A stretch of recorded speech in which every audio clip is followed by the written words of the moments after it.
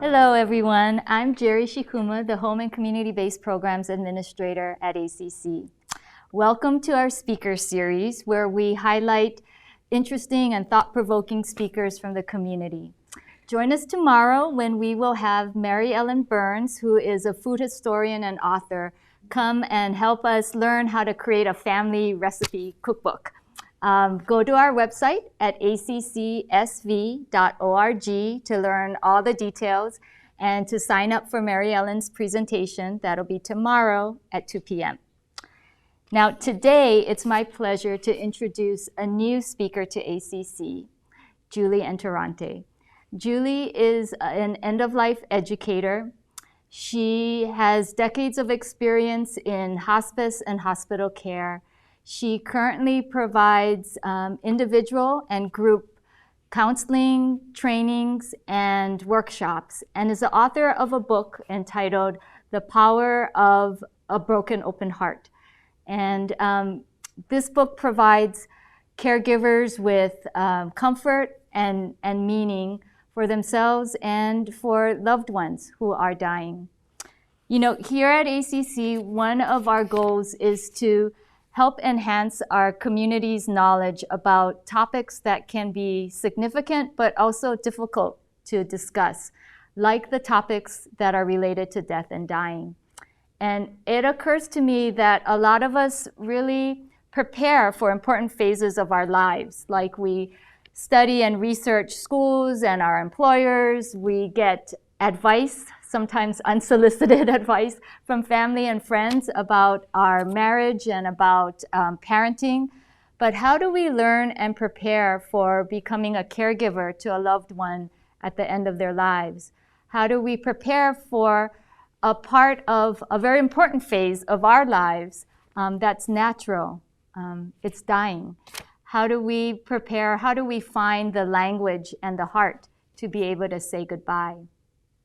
Today, with Julie as our guide, we're going to start building our community wisdom, our collective wisdom about these topics. And I have a feeling it's only going to be the tip of the iceberg, but luckily for us, Julie is going to be back 2 more times.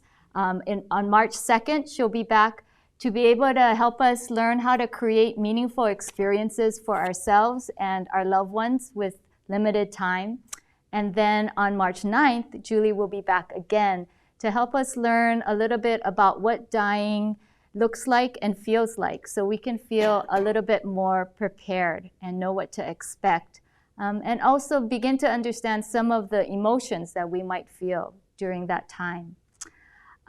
There is just so much to think about and so much to learn, so we should get started.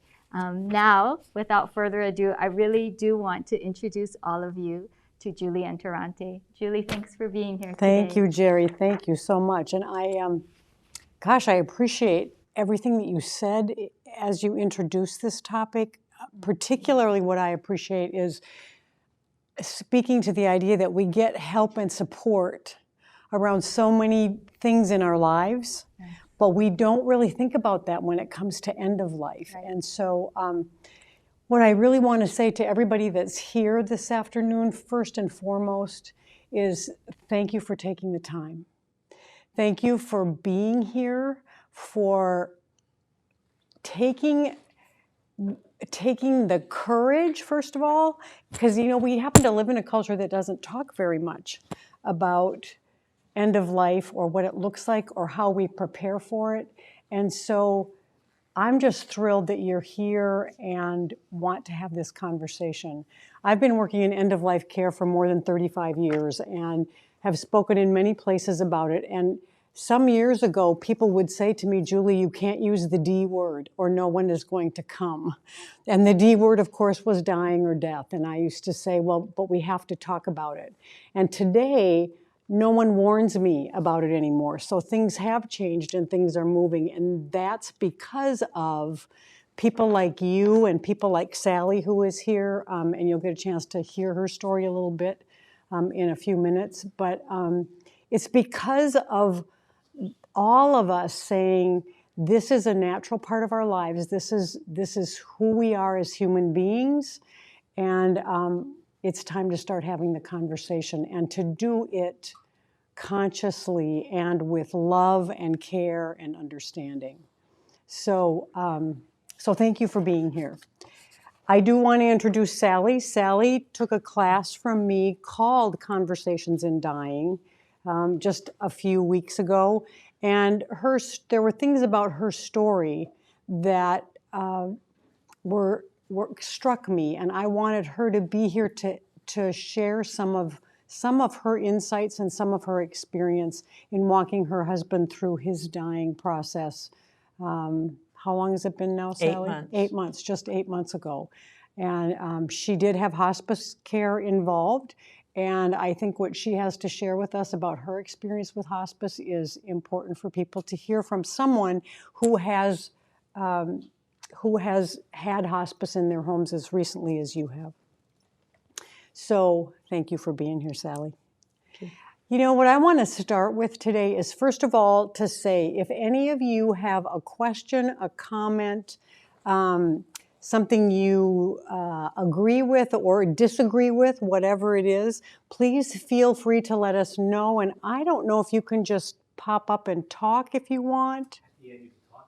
At the end, okay. Or you can put it in the chat. You can always put a question or a comment in the chat, and I would love to hear from you as we go along. So, what I want to say to start with is, if it was up to me, I would change the language that we use in terms of dying, because I believe that really what we're talking about when we talk about dying is we're talking about completing one's life. You know, there is a big beginning, a middle, and an end to everything, including me. And so I think it's really important for us to begin to embrace that, explore it, and to become conscious about how we want to spend the completion years of our lives. I think anyone who is 50 or 55 years old probably has been on the planet longer than they will be. Now, we're seeing people certainly live longer. They're living to 100 and beyond. So maybe you have a little bit more time, but mostly we are all in the completion years of our lives. I am 65, about to be 66, and I am very clear that, that I am looking at the completion years of my life.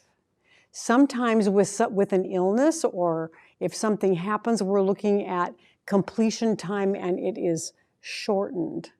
And usually it's in that shortened time where people understand that they need to start talking about it with their families, with the people that are closest to them.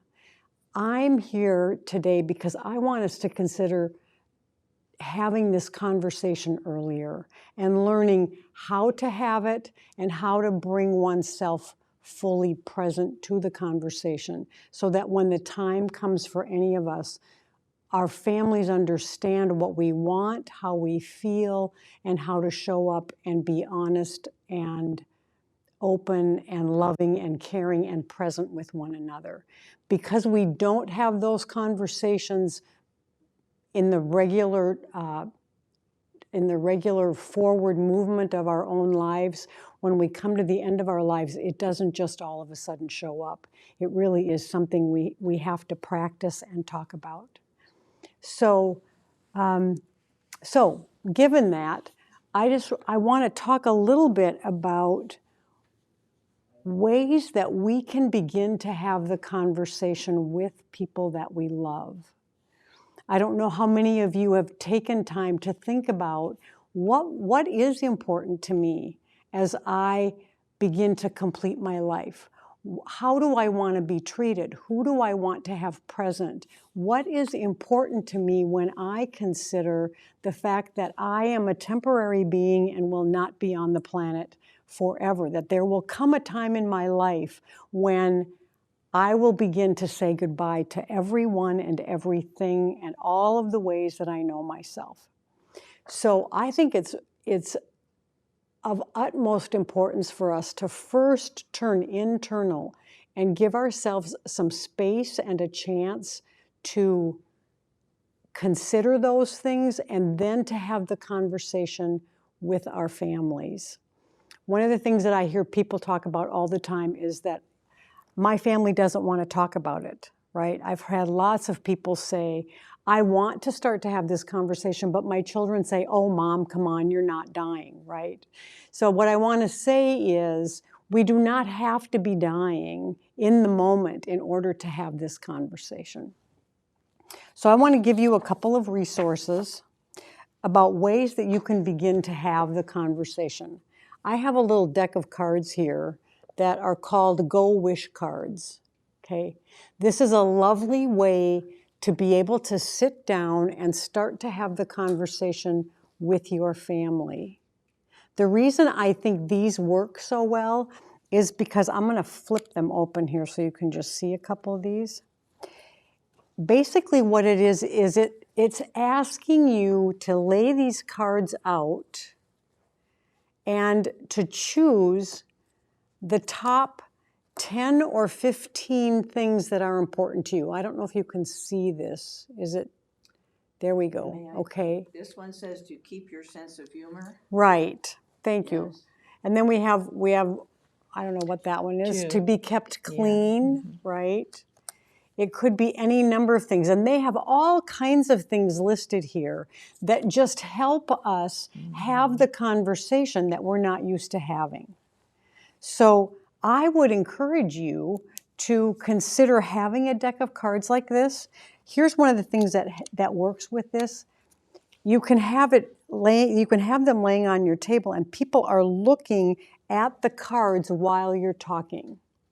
Because sometimes what I've noticed is that if we sit family members down together and ask them to kind of look each other in the face and have this conversation, it gets more uncomfortable than less uncomfortable. I think we all know that experience of it just feels a little bit too intimate with something that's already an intimate experience. These cards help give you a place to put your attention and to begin to have the conversation, okay? So, and it doesn't have to be just about what it is that's important to you. These cards give you a format for everybody at the table to look at and say, wow, well, it might be most important to you to be kept clean, but for me, it's most important that I have soft music in the room. I am someone who is very sensitive to sound personally. This is my personal, just me personally. And so I have written down in my materials and in my advance directives that I do not want a television on in my room, that I don't want music going all the time, because for me, that is distracting and becomes irritating. For someone else, that might be the very thing that helps them stay calm, right? So we're talking about opening up the conversation with your family members about what's important, who understands what it is that is important to you, and can you count on the person that you have identified as the person you want to make decisions for you, and will they be able to do that? This beginning conversation helps in all of that decision making. Is this making sense to you? Wonderful. Good. Mm-hmm. Good. I want to check in. Do we have any responses or questions or anything from anyone? I'm just check. There's something there. Where you can get them, that is at CODAalliance.org, and we had it up on the screen a minute ago. There it is, CODAalliance.org. And actually, I see it's misspelled. It should have an extra L in there. CODA Alliance has 2 L's. Okay? Yeah, that's so I want to make sure that you can get those. Yeah, okay? yeah. Another resource that I want to tell you about is an organization called Compassion and Choices. And that's going to come up on the screen. There it is.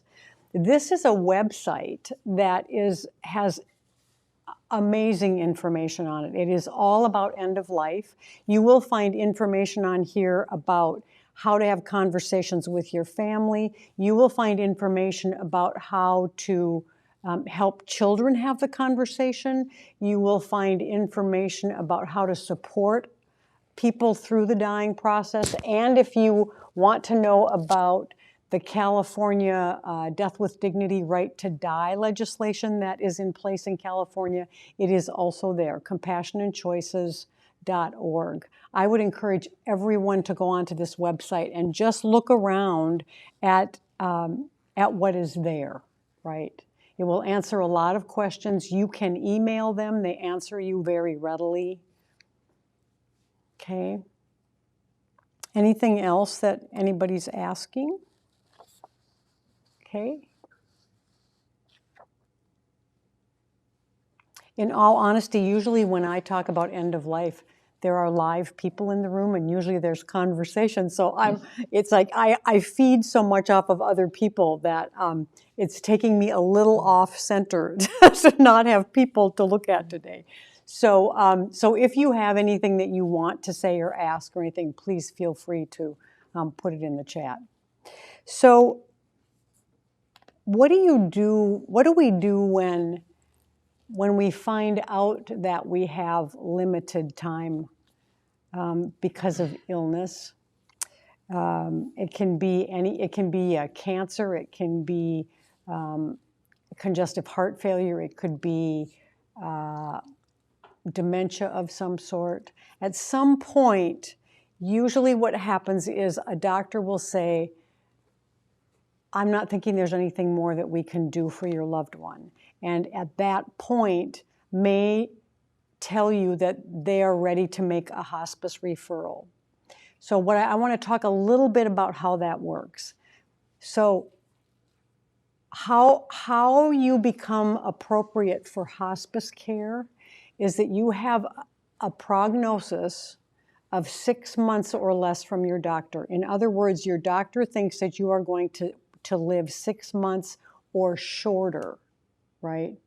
So if he thinks that, what he will do or she will do is make a referral to hospice, which basically means that a hospice will contact you, come out, and determine whether or not your loved one is appropriate for hospice, okay?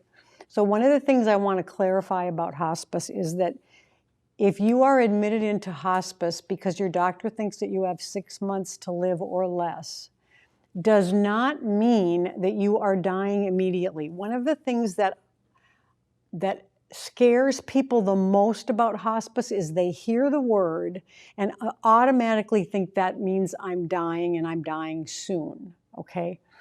So sometimes people do die within days or weeks of being on hospice, but actually our preference is that people come into hospice at least 6 months before they die because there's so much available to help family and patients with if we have the time to do that, okay? Here's the other thing to know about hospice care, and that is if you come into hospice and for whatever reason you start to get better, your quality of life is good enough that you no longer have a prognosis of 6 months, you will be discharged from hospice. So it's not that because you're in hospice, no one will keep paying attention to whether or not you're getting better. Because if you are, you become no longer appropriate for hospice and will be discharged from it. It's important to understand that Medicare pays for hospice, right? When you go into hospice care, all of your medications that are associated with hospice are taken care of by the Medicare benefit, okay? There's a hospice department in all of the medical organizations in town, so whether we're talking about Sutter or Mercy or Kaiser, they all have a hospice department. There are also private hospices today, many of them. And so you have a choice about who you want to use for hospice. When you are admitted into a hospice program, you will be assigned what's called a case manager. And a case manager is an RN, okay? he or she is going to follow you from the time you come into the hospice until the time that you die, okay?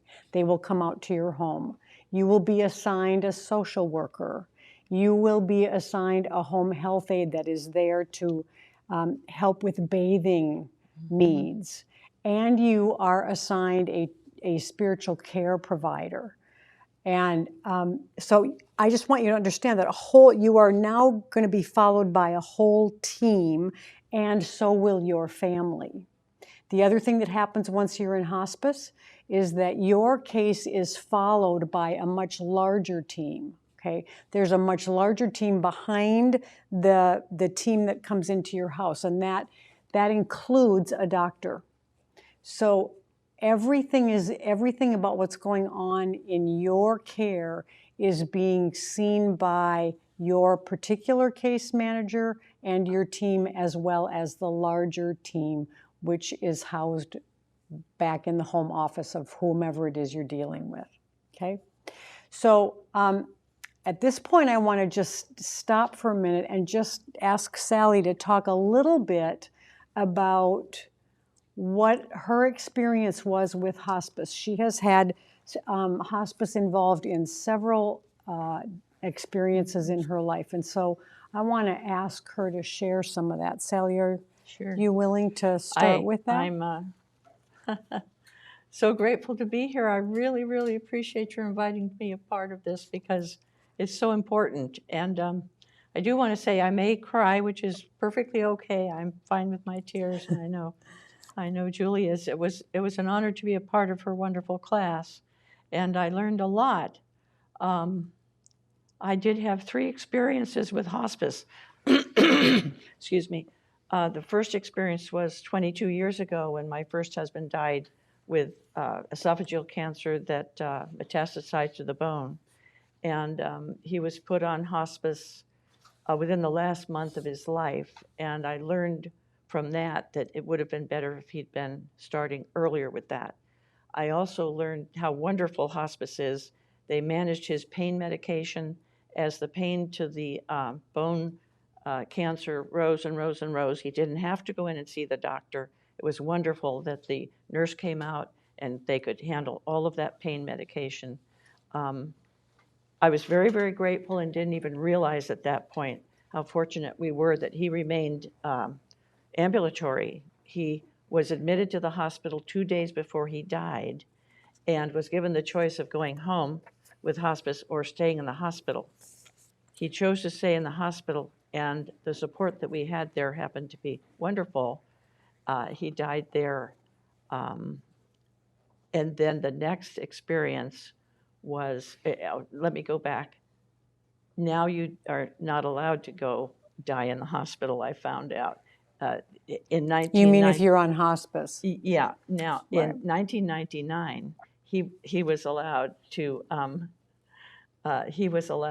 stay in the hospital to die, as they knew that he was 2 days. He was about to die very quickly. So the next experience was with my sister, where her 2 daughters and myself were taking care of her, as well as a 24/7 caregiver. And my niece was grinding up the little morphine and putting it under her tongue, but she only survived 4 days under hospice at home.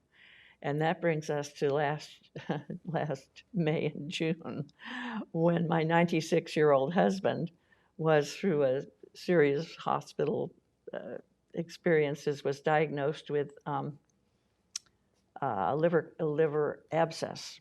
He was sent home with a liver abscess with home health.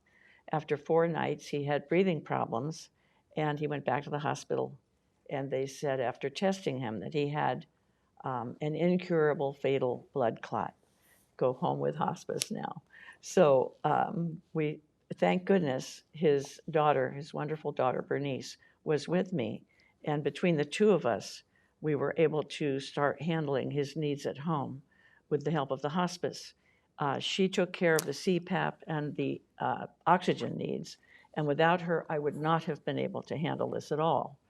My husband was fortunate. He was sitting in his recliner. He was able to get up with a walker, but he declined. And after the first week, I said to the hospice nurse, who was coming out about 2 times a week, the aide came out to bathe him. I said to the hospice nurse, "Oh, we're taking the place of 3 8-hour hospital shifts with all the nurses and the nurses' aides and the PT and they upped the nurses' visits to 3 a week." But I became very aware that you can't really do this without help. Right. Yeah. So really let me jump in here for just a minute. Because Sally brings up a really good point. And this is something that oftentimes people don't understand about hospice. Hospice does not provide 24/7 care, right? When you come into a hospice program, it's like they're going to come in and support you supporting your loved one through the dying process.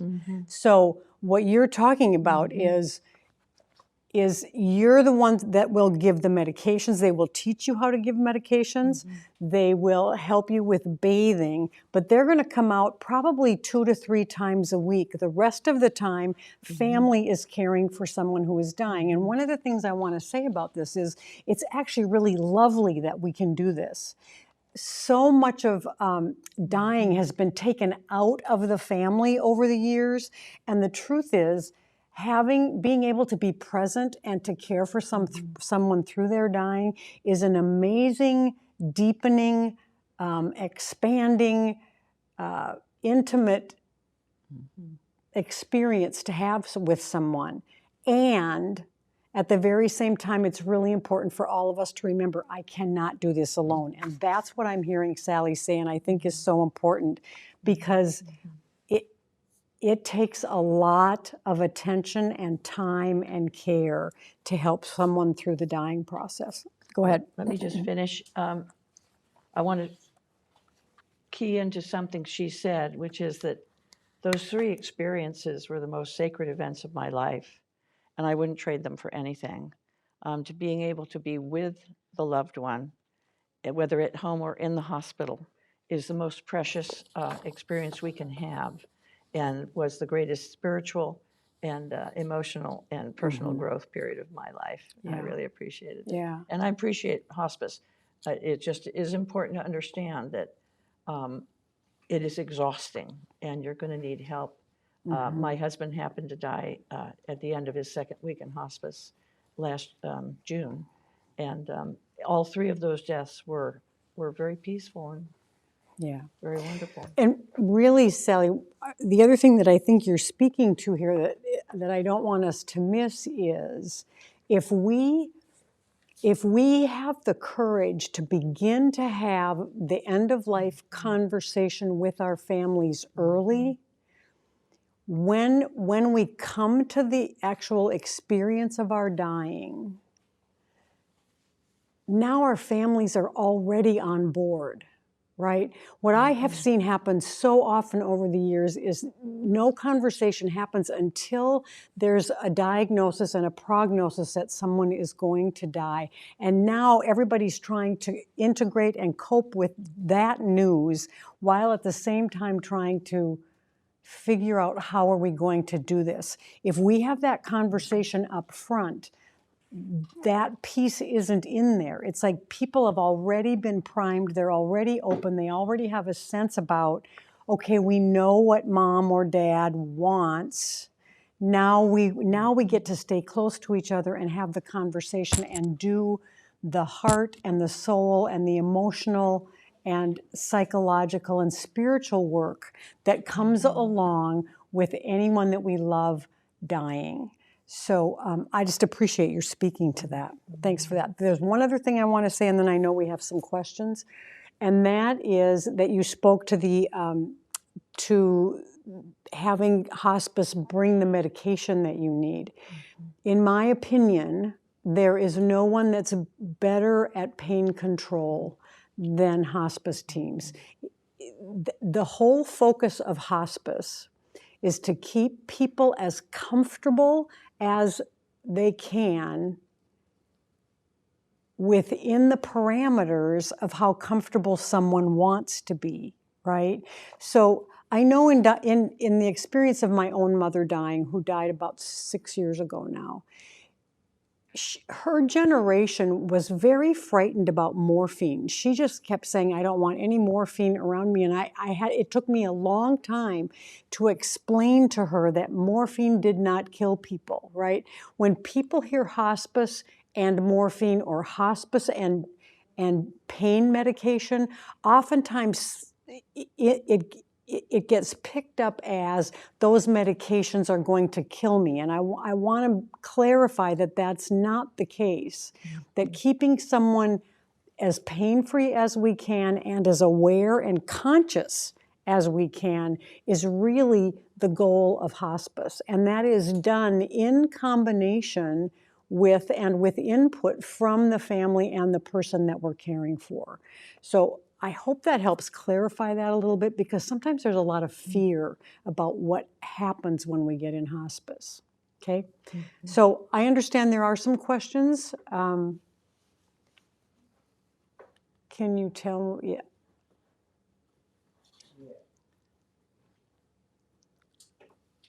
Will hospice continue even if you don't die in 6 months? Yeah, good question. Will hospice continue even if you don't die in 6 months? Absolutely. So when you go into hospice, you are given services for 90 days.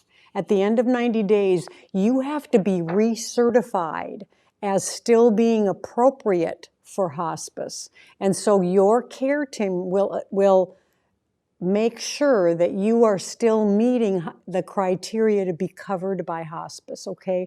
And those criteria are things like, is somebody losing weight? Are they declining somewhat? You don't even have to be declining a great deal, but there are certain markers that the hospice team will watch for. So, and then they will recertify you for another 90 days. When that 90 days is up, then they start recertifying every 60 days. Now, when I was doing direct hospice care, there were times that people were on hospice for 2 years. But because there was decline going on, hospice stayed involved. If you get better, then that's a different story. Then you would, in all likelihood, be discharged from hospice at some point. And if, let's say, 6 months down the line or a year later, your illness returns and you are now dying, you can be readmitted into hospice. All of that can happen, and it's all driven by how you are physically doing, okay? Do you give up your medical specialists when in hospice? So that's a really good question. What's required in order to come into hospice is to stop life-saving measures, okay? Now it's like you wouldn't be doing chemotherapy. You would not be seeing your specialists anymore, in all likelihood. Could be cancer specialists. I'm trying to think of other specialists you might be seeing. But most likely you would not be seeing those specialists. Now, there are occasions when there is a reason for that specialist to continue to consult with the hospice doctor in the hospice that you are in. But ordinarily, once someone has decided that that what they want is comfort care, that they want to be as comfortable as possible until their death, they will stop seeing the specialists that they have been seeing, yes. Thank you. Okay, all right. So,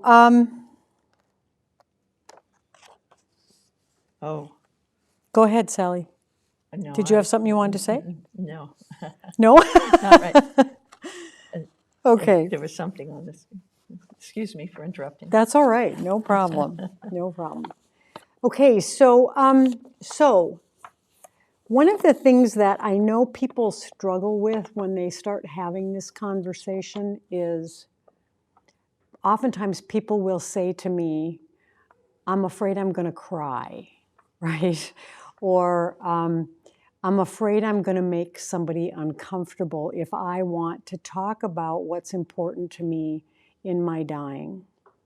And one of the things I want to say to all of us, myself included, is that none of us gets through this process without our hearts breaking, right? It's part of being a human being. We come onto the planet and we fall in love with being here. We enjoy our lives. We have experiences as human beings where we are connected and we feel love and we enjoy our food, and sometimes we struggle and suffer, but it's all part of our human experience. And what I want to say is we have the capacity to be present with our own discomfort.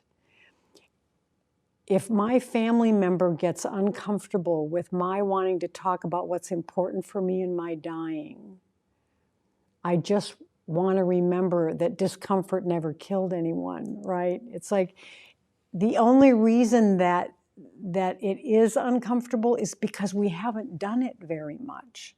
It's like with anything. If I'm going to learn anything or change anything in my life, the first several times I do it, I'm going to be pretty uncomfortable. And this end of life conversation is the same thing we have to practice, right? Because it matters when I decide to consciously complete my life, right? So one of the questions that I would encourage people to consider in their own lives is to ask yourself, how do I personally, internally, inside of me, want to experience these completion years of my life, whether I have 20 of them left or whether I have 2 months left, right? Because here's the thing that I don't like about the fact that we use the word death and the word dying, is they're words that make people get frightened, and they are words that we want to back up from. But the truth is, I have a choice, and I have input into how the completion years and moments of my life go.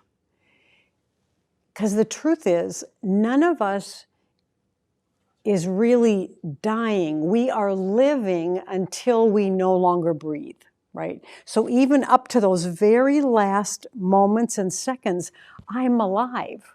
There's consciousness here, and I have a choice, and I have opportunity to stay connected and be connected with the people that I love. The dying process itself can, if we stay aware, enhance our connection and our intimacy with the people that are most important to us. So I want to check in with you, Sally, about that, because I heard you say some of the most sacred moments of my life were this process of being present for those that are dying. Is there any example you can give us of? So I moved to remember when Julie is talking in her workshop that I took in January. What comes up for us is fear and resistance. We tend to want to push the whole idea of death and dying and our loved one leaving us. We tend to want to push that away. And I'm finding that letting go, my big job, I'm 85, and it looks like the rest of my life is going to be spent in learning how to let go on so many levels. When I was sitting in the hospital room last May and June, and they were having trouble diagnosing my husband, they thought he had terminal cancer. They were going to send him home. He had no cancer whatsoever. And as I sat in that hospital room, so filled with uncertainty and fear, and I found that if I could just allow it to be as it was, I can sit here and just allow everything to be as it is. There's something about letting go of expectations, letting go of our need to be comforted, and just saying, I'm open to what's happening. I'm going to let go, and I'm going to just try to be alive and loving and be present for my loved one. It's all about letting go and being as present as we can. Thanks, Sally. I really appreciate that, because what you're speaking to is this idea of staying with my breaking heart, right? Rather than pushing it away, which is another reason why hospice is so important, because as soon as I let hospice come in, the conversation changes. There's time to get used to the idea that I am now being present to the completion of someone's life. It's a huge honor and intimate experience to be present through the completion of someone's life, rather than thinking that I'm just here to support the dying process. There's something that in my mind is energetically different when we start to talk about this is me being a companion along with someone completing their life, whether it's me completing my life or me being present for someone else completing their lives, right? Did you have? So my two husbands handled their dying in two entirely different ways. The first husband shut down totally and went like this, didn't want to see his daughters, didn't want to see anybody. And I wanted him to open up and bring his loved ones and bring them into the conversation and resolve any, it would have been, and I realized, thank goodness I had the help of a good therapist during that process, and she helped me realize that I had to allow him to do it his way. I had a choice. I could have created an atmosphere of nagging, of do it this way, don't do it that way, and I realized that I had to let him do it his way and let go of any agenda that I had for him. And my job was to create peace. And it was very clear to me, my job was to create peace for him and allow him to die in the way he wanted to. Then last June, my husband did that. He brought his family in, and he had his barbershop friends come singing to him. And it was, I have him on my phone. I have a video of him saying, he's sitting in his recliner and with his oxygen, and he's saying, so what's the big deal? We all know we're going to die.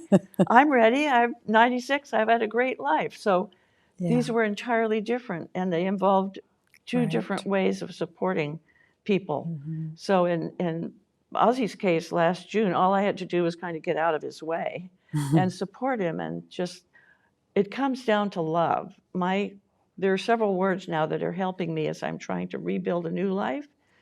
It's one, acceptance. Accept whatever feelings I'm having, whether I'm crying or bawling or laughing. Acceptance. Trust that my life, my new life is going to come and appear and work out. And surrender. I have to learn to surrender. And it all involves love. It all, in the last analysis, it's all about love. Thanks, Sally. Part of what I hear you talking about with Ozzy is it sounds like he also had, it sounds like he had a big heart, but it also sounds like he had gratitude. He was filled with gratitude. It was the 8th month anniversary of his dying last Thursday, which happened to be Random Acts of Kindness Day, and he would love it. He was a Random Act of Kindness Day. Every day was Random Acts of Kindness for him. And he was on a very strong spiritual path, and it was that spiritual path that happened to reinforce and inform every kind of his life. Every part of his life. Thank you. I see someone's asking to repeat the California Right to Die information. Where you will find that is at compassionandchoices.org. that we'll probably put it back up on the screen, but that's where you can find it.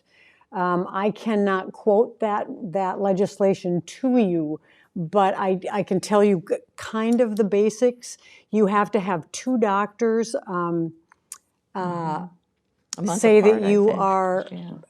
terminally ill, that you have 6 months or less to die, and that you are of sound mind.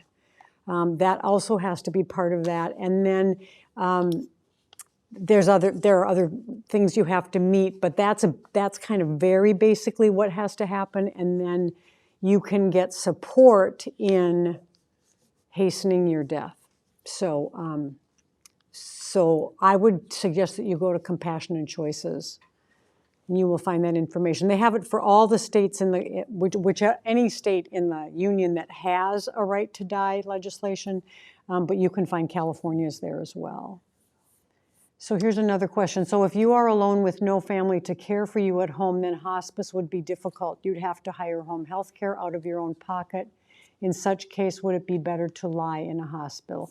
So you are correct about if you do not have someone who will sign on as what is called your primary caregiver, you can't come into hospice because you do have to have someone available to do your care. Now, some people will do exactly what you just suggested, and that is hiring people to come and do that care, right?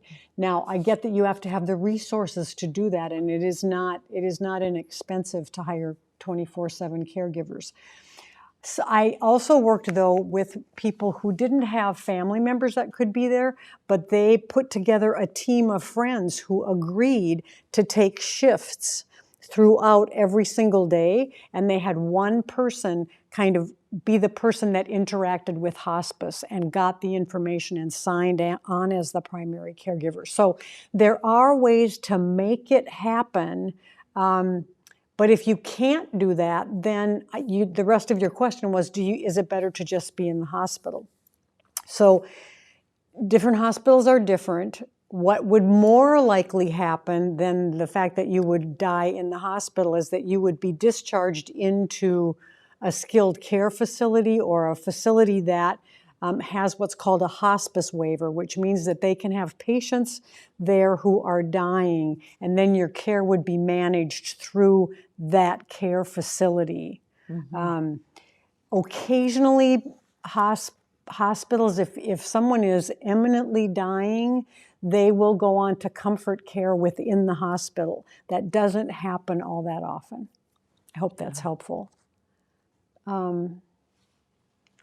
Would you speak to the value of incorporating the use of a hospice volunteer for respite of the family and caregivers? Absolutely. Really, how I got into end-of-life care is I was a hospice volunteer for many years before I actually went into professionally into hospice care. So I think volunteers are kind of the unsung heroes in hospice. Hospice volunteers usually come about 4 hours a week, but if they are available to do more than that, that can always get worked out. So they can do anything from coming to just being present in the house while caregivers go out and run errands or maybe go see a movie or have some time with their friends. As a hospice volunteer myself, I folded clothes sometimes, I washed dishes, sometimes I sat with the person who was dying and we just had conversation. Sometimes I read to those people. Sometimes I mostly just sat in the living room so that there was a presence in the house. But volunteers are amazing people who come to this work because they are motivated from their own heart. Sometimes they're motivated from their own personal experience of hospice and having someone available for them while they cared for a loved one who was dying. I would highly, highly suggest that when a hospice volunteer is offered to you, that you at least start out with saying yes to see how it is that they can support you, because hospice volunteers are really invaluable. Did you use volunteers at all when you had hospice? We didn't get to that point because there were the two of us. Uh-huh. And he died at the end of the 2 weeks. And Right. with my sister, there were three, myself, her two daughters, and a 24/7 caregiver. Oh. So, You I didn't think at that time. if my husband last summer had been continuing in hospice, we would have availed ourselves of Yeah. the help, yes. Yeah. I understand they're idea. wonderful. My They are. brother-in-law had wonderful Yeah. help with a volunteer. The other thing that I know about hospice volunteers is because they are not part of the professional part of the team, sometimes the patient, the person who is dying in the home, connects very closely with their hospice volunteer. And sometimes it's the hospice volunteers that hear the more personal things, or they'll pick up something that's changing that other people on the team have not picked up yet. So I think that the volunteers are very valuable in hospice. Thanks for that. Did you have any other questions over there? Okay. Hang on, I'm watching for it. Or does anybody have a comment or anything about what we're talking about? Well, I can interject that your class, the class I took with you was just so helpful, and being able to interact with the other people in your group. Yeah. Looking at our various experiences, and it was just tremendously helpful. Yeah, I want to I'm thank you glad. for that. Yeah. So Sally's just talking about this course that I just offered, and it was actually really lovely to be able to have this conversation in a small group in a class setting, which is how we did that. And it's helpful for all of us to be talking about it. That's why I'm so thrilled you guys are all willing to be here, because we all need to be having this conversation, and I can't do it alone. So I also benefit every time I get to sit down with a group of people and talk about how we complete our lives. I'm still learning. My family will laugh at me for this. I'm still learning how to try and be a better listener and be a good listener, whether you're a volunteer or the family member sitting with someone who's dealing with the end of their life. The most important thing is just trying to be there and be present with them and listen, and let go of any other agenda you might have. Thanks, Sally. There's one other point I want to make before we close today, and that is when we have this conversation ahead of time, and when we stay present for the completion part of our lives, it makes a difference in how people grieve after we die. In my mind, it's one of the biggest gifts we give people. If it's me that's dying, one of the biggest gifts I can give my family is to be open and talk about it, to be present, to share my tears, to share my fear, to share my gratitude. And actually, the last session that we have, we're actually going to talk about how to say goodbye and the language to use to do that.